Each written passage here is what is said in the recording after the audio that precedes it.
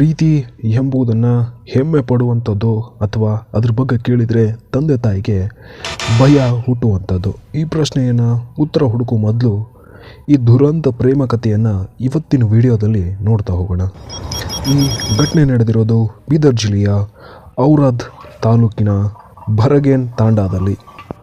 ಮೋನಿಕಾ ಮೋತಿರಾಜ್ ಜಾಧವ್ ಈಕೆಗೆ 18 ವರ್ಷ ಯುವತಿ.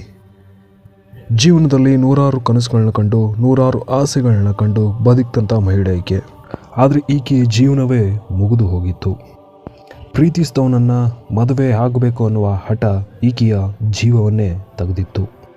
ಈಕೆಯ ತಂದೆ ಮೋತಿರಾಜ್ ಈತನೇ ಈಕೆಯ ಜೀವನವನ್ನು ತೆಗೆದಿದ್ದ. ಸಾಮಾನ್ಯವಾಗಿ ಪ್ರೀತಿ ವಿಚಾರದಲ್ಲಿ ಮನೆಯವರು ಪೋಷಕರು ಸುಲಭವಾಗಿ ಒಪ್ಕೊಳ್ಳೋದು ಸ್ವಲ್ಪ ಕಷ್ಟ. ಅದರಲ್ಲಿ ಹೆಣ್ಮಕ್ಳ ಪ್ರೀತಿ ಅಂದರೆ ಒಪ್ಕೊಳ್ಳೋದು ಇನ್ನೂ ಕಷ್ಟ. ಯಾಕಂದರೆ ಪೋಷಕರು ಮಕ್ಕಳ ಮೇಲಿಟ್ಟಿರುವ ಅತಿಯಾದ ಕಾಳಜಿ, ಅತಿಯಾದ ಪ್ರೀತಿ. ಆದರೆ ಈ ಘಟನೆಯನ್ನು ಆ ಪೋಷಕರು ಹೇಗೆ ನೋಡಿದ್ರು ಅನ್ನೋದೇ ಗೊತ್ತಾಗಲ್ಲ. ತಂದೆ ಮೋತಿರಾಜ್ ತನ್ನ ಮಗಳಿಗೆ ಚೆನ್ನಾಗಿರುವ ಹುಡುಗನನ್ನು ಮದುವೆ ಮಾಡಬೇಕು. ಸಾಮಾನ್ಯವಾಗಿ ಭಾರತೀಯರು ಗೌರ್ಮೆಂಟ್ ನೌಕರಿ ಇರುವ ಹುಡುಗನನ್ನು ಮದುವೆ ಮಾಡಲಿಕ್ಕೆ ಇಚ್ಛೆಪಡ್ತಾರೆ. ಅದರಂತೆ ಒಳ್ಳೆ ವೆಲ್ ಸೆಟಲ್ಡ್ ಕುಟುಂಬಕ್ಕೆ ಮದುವೆ ಮಾಡಬೇಕು ಅಂತ ಹೇಳಿ ಮೋತಿರಾಜ್ ಕೂಡ ಯೋಚನೆ ಮಾಡಿದ್ದ. ಆದರೆ ಮೋನಿಕಾ ಅದಕ್ಕೆ ಒಪ್ಪಿರಲ್ಲ. ಆಕೆ ಪ್ರೀತಿಸಿದವನ್ನೇ ಮದುವೆ ಆಗಬೇಕು ಅಂತ ಹೇಳಿ ಹಠ ಮಾಡ್ತಾಯಿದ್ಲು.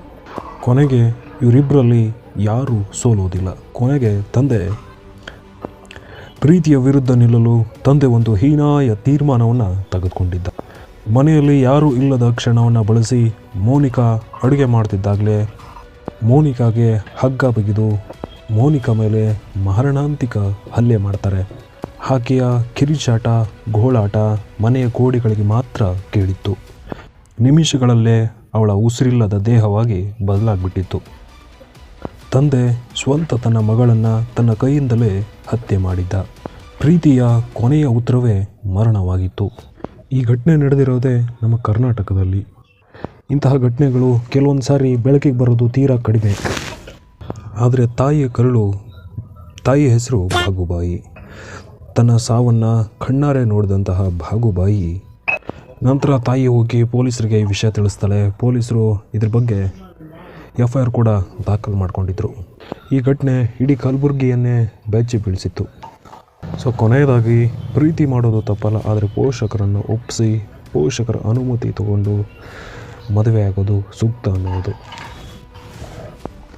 ಸೊ ಈ ವಿಡಿಯೋ ನಿಮ್ಗೆ ಹೆಂಗೆ ಅನ್ನಿಸ್ತು ಅನ್ನೋದನ್ನು ಕಾಮೆಂಟಲ್ಲಿ ತಿಳಿಸಿ. ಅಕಸ್ಮಾತ್ ಈ ವಿಡಿಯೋ ನಿಮ್ಗೆ ಇಷ್ಟ ಆದಲ್ಲಿ ಒಂದು ಲೈಕ್ ಮಾಡಿ, ಇಲ್ಲ ಖಂಡಿತ ಡಿಸ್ಲೈಕ್ ಮಾಡಿ.